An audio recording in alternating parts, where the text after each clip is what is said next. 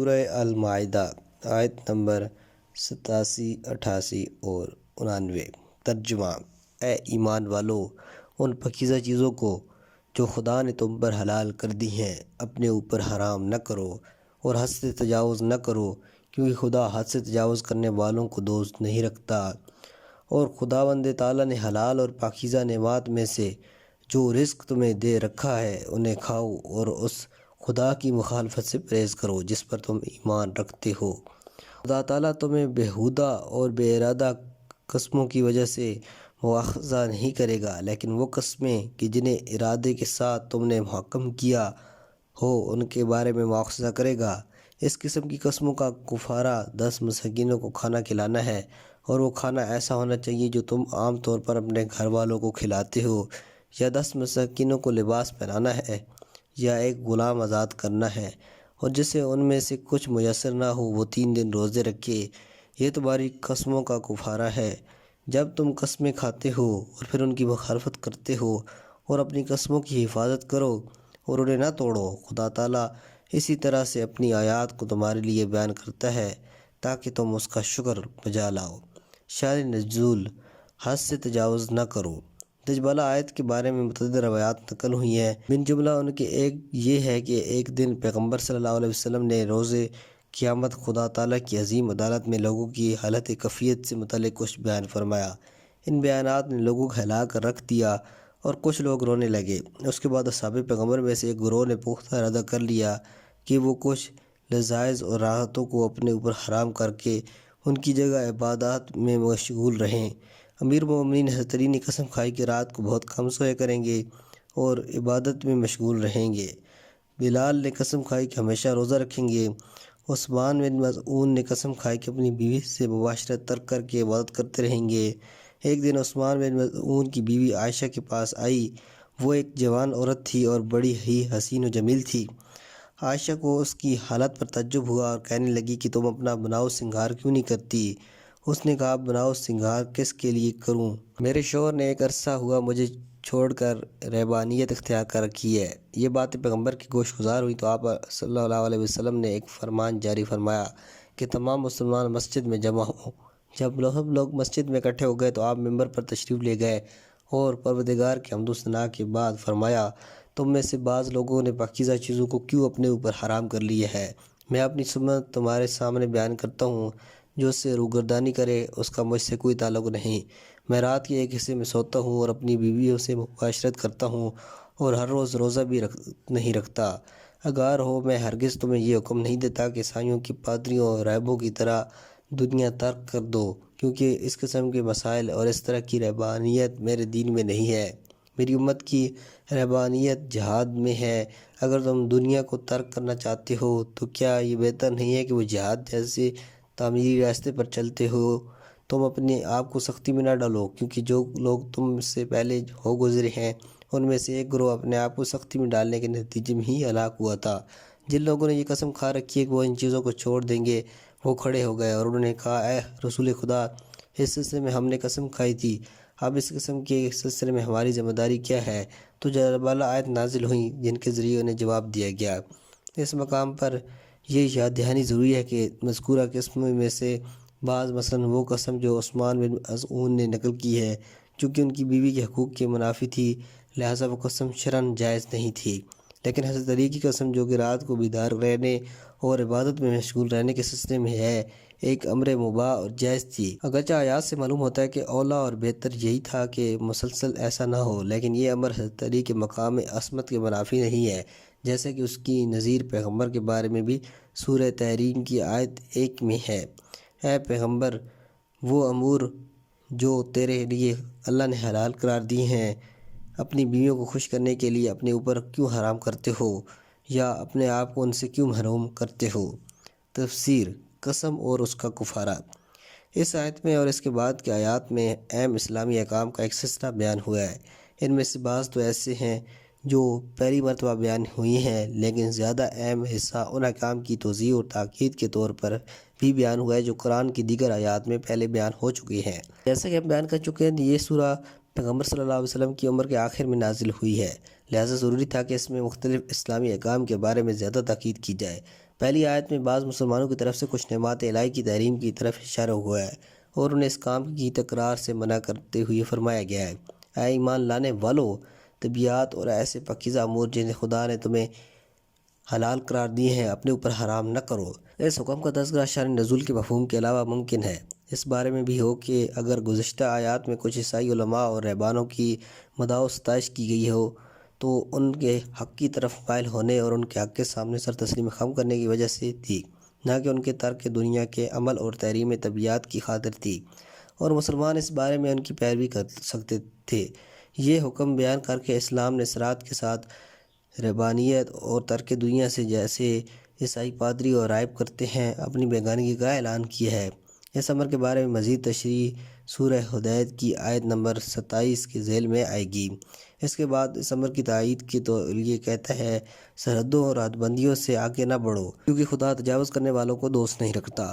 بعد والی آیت میں نئے سرے سے اس مطلب کی تائید کرتے ہیں، البتہ فرق یہ ہے کہ گزشتہ آیت میں تحریم سے نہیں کی گئی تھی اور اس آیت میں نعمات الہی سے جائز طور پر بہور ہونے کی حکم دیتے ہوئے فرمایا گیا ہے، ان چیزوں میں سے جو خدا تعالیٰ نے تمہیں بطور روزی دی ہیں حلال و پاکیزہ چیزیں کھاؤ۔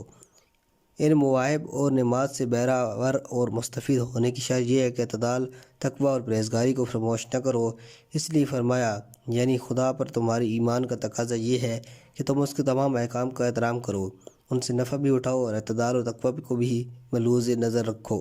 اس جملے کی تفسیر میں ایک اور اعتبار بھی ہے، اور وہ یہ ہے کہ حکم تقوی سے مراد یہ ہے کہ مباحات اور طبیعت کو حرام قرار دینا تقوی کے عالی اور کامل درجے سے مناسبت نہیں رکھتا۔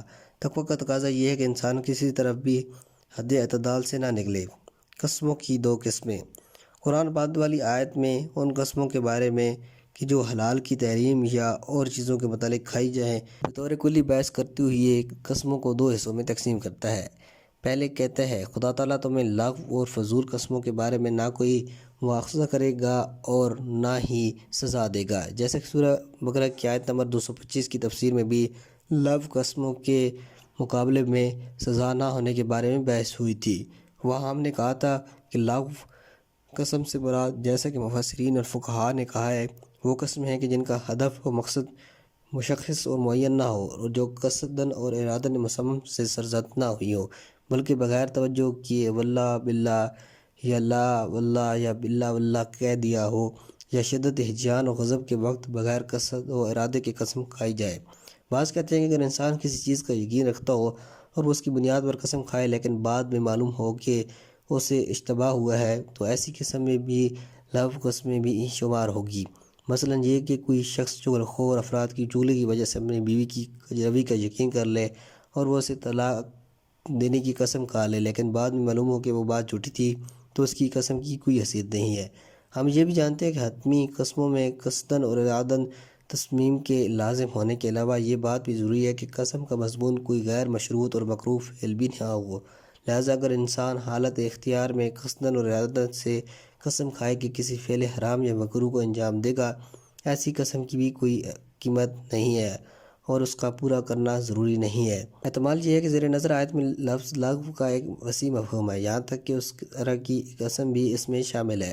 دوسری قسم کی قسمیں وہ ہیں جو قصداً اور ارادہ اور عزم مصمم سے کھائی جائیں۔ اس قسم کی قسموں کے بارے میں قرآن زیر بحث آیت میں کہتا ہے، خدا تمہاری ایسی قسموں کے بارے میں کہ جن کی گروہ کو تم نے محکم کر رکھا ہے مواخذہ کرے گا اور تمہیں اس پر عمل کرنے کا پابند اور ذمہ دار ٹھہرائے گا۔ لفظ عقد، جیسا کہ ہم سورہ مائدہ کی ابتدا میں کہہ چکے ہیں، اصل میں محکم چیز کے اطراف کو جمع کرنے کے معنی میں ہے۔ اسی وجہ سے رسی کے دونوں سروں میں گرہ لگانے کو عقد کہتے ہیں، اور اسی مناسبت سے یہ لفظ معنوی امور میں بھی استعمال ہوتا ہے اور ہر قسم کے عہد و پیمان کو بھی عقد کہتے ہیں۔ زیر نظر آیت میں عقد ایمان یعنی قسمیں باندھنے سے مراد کسی قسم کے کام کرنے کا عزم و مصمم ہے جو قسم کے مطابق انجام دیا جاتا ہے۔ البتہ قسم کا حتمی ہونا اور اس کی درستی کے لیے اکیلا کافی نہیں ہے، بلکہ جس طرح اوپر اشارہ ہوا ہے کہ قسم کا مضمون کم از کم امر مباح ہونا چاہیے، وہ یہ بھی جانتا چاہیے کہ خدا کے نام کے بغیر قسم معتبر نہیں ہے۔ اسی بنا پر اگر کوئی شخص خدا کے نام کی قسم کھاتا ہے کہ وہ کوئی نیک عمل یا کم از کم کوئی مباح کام انجام دے گا تو واجب ہے کہ وہ اپنی قسم پر عمل کرے، اور اگر اس نے قسم توڑ لی تو اس کا کفارہ دینا پڑے گا۔ قسم کا کفارہ وہی ہے جو میل بیس آیت کے ذیل میں بیان ہوا ہے۔ اس قسم کی قسم کا کفارہ 3 چیزوں میں سے ایک ہے۔ پہلی چیز ہے 10 مساکینوں کو کھانا کھلانا، البتہ اس بنا پر کہ کہیں اس حکم سے بعض لوگ یہ استفادہ نہ کریں کہ پاس تو بے قیمت غذا کفارے کے طور پر کھانے لگے۔ تصریح کی ہے کہ یہ کھانا کم از کم ایک متوسط غذا ہونا چاہیے جو عام طور پر اپنے گھر میں کھاتے ہو۔ البتہ اس تعبیر سے ظاہر ہوتا ہے کہ یہی کیفیت کے لحاظ سے حد متوسط مراد ہے، لیکن ممکن ہے کہ کیفیت کی طرف بھی اشارہ ہو اور مقدار و کمیت کی طرف بھی، جیسے کہ ایک روایت میں امام صادق سے حد وسط کیفیت کے لحاظ سے اور ایک روایت میں امام باقر سے حد وسط کمیت کے لحاظ سے نقل ہوا ہے کہ جن کا خلاصہ دونوں لحاظ سے حد وسط بنتا ہے۔ یہ بات بغیر کہے ظاہر ہے کہ حد وسط کا مسئلہ دونوں لحاظ سے شہروں، آبادیوں اور زمانوں کے اختلاف کو مد نظر رکھتے ہوئے مختلف ہوگا۔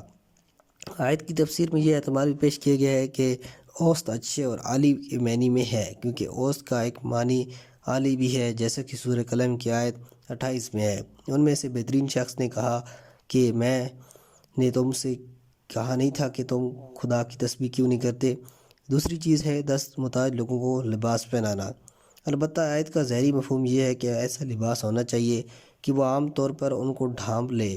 اس لیے بعض روایات میں ہے کہ امام صادق علیہ السلام نے فرمایا کہ اس آیت میں قصبہ سے مراد 2 قطعہ لباس اپنی قمیض و شلوار ہے، اور اگر ہم بعض روایات میں جیسے وہ روایات جو امام باقر علیہ السلام سے نقل ہوئی ہے یہ پڑھتے ہیں کہ ایک کپڑے میں بھی قناعت کی جا سکتی ہے، تو شاید اس کی وجہ یہ ہو کہ عربی قسم کے بڑے قمیض اکیلے ہی سارے بدن کو ڈھانپ سکتے ہیں۔ البتہ عورتوں کے لیے قمیض چاہے وہ کتنا ہی بڑا کیوں نہ ہو کافی نہیں ہے، بلکہ سر اور گردن کو ڈھانپنے کے لیے دوپٹہ بھی ضروری ہے، کیونکہ عورت کو کم از کم جتنے لباس کی ضرورت ہو سکتی ہے وہ اس سے کم نہیں ہے۔ تو اس احتمال کے ہوتے ہوئے بعید نہیں ہے کہ وہ لباس کہ جو کفارے کے طور پر دیا جاتا ہے اس میں فصول مکان اور زمان کے لحاظ سے تفاوت ہو جائے۔ اس سلسلے میں کہ کیا کیفیت کے لحاظ سے کم از کم کافی ہے یا یہاں بھی حد وسط کو ملحوظ رکھنا چاہیے، مفسرین میں 2 نظریے پائے جاتے ہیں۔ پہلا یہ کہ آیت کے اطلاق کا تقاضا یہ ہے کہ ہر قسم کا لباس کافی ہے، اور دوسرا یہ کہ اس کی شرط کی طرف توجہ کرتے ہوئے کہ جو کھانا کھلانے میں تھی یہاں بھی حد وسط کو ملحوظ رکھا جانا چاہیے۔ البتہ پہلا احتمال آیت کے اطلاق کے زیادہ مناسب ہے۔ تیسری چیز ہے ایک غلام کو آزاد کرنا۔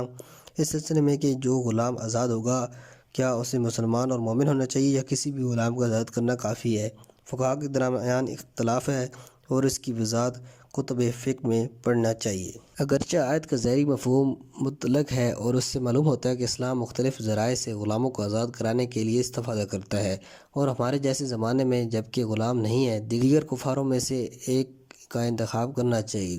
اس میں شک نہیں کہ یہ تینوں چیزیں قیمت کے لحاظ سے بہت مختلف ہیں، اور شاید یہ تفاوت اس بنا پر ہو کہ ہر شخص آزاد ہے کہ وہ اپنی طاقت کے مطابق ان میں سے کسی ایک کو منتخب کرے، لیکن چونکہ یہ بھی ہو سکتا ہے کہ کچھ لوگ ایسے بھی ہوں جو ان میں سے کسی پر قدرت نہ رکھتے ہوں، لہذا اس حکم کی بات فرماتے ہیں وہ لوگ جو ان میں سے کس کی تک دسترس نہیں رکھتے انہیں 3 دن کے روزے رکھنے چاہیے۔ اس بنا پر 3 روزے رکھنا صرف ان لوگوں سے مربوط ہے جو ان اوپر والے 3 امور میں سے کسی کی بھی انجام دہی کی قدرت نہیں رکھتے۔ اس کے بعد تاکید کے طور پر قرآن کہتا ہے تمہاری قسموں کا کفارہ یہ ہے کہ جو بیان کیا گیا ہے، لیکن اس پر بنا پر کہ کوئی شخص یہ تصور نہ کرے کہ کفارہ دینے سے صحیح قسم کا توڑنا حرام نہیں ہے، کہتا ہے وہ اپنی قسموں کی حفاظت کرو۔ دوسرے لفظوں میں قسم پر عمل کرنا شرعاً واجب ہے اور اس کا توڑنا حرام ہے، لیکن اگر توڑا ہے تو اس کا کفارہ دینا پڑے گا۔ قرآن آیت کے آخر میں فرماتا ہے اس طرح خدا تمہارے لیے اپنے آیات بیان کرتا ہے تاکہ تم اس کا شکر ادا کرو اور اس کے احکام کے بارے میں کہ جو فرد و اجتماع کی سعادت و سلامتی کی ضامن ہے اس کی حمد و ثنا کرو۔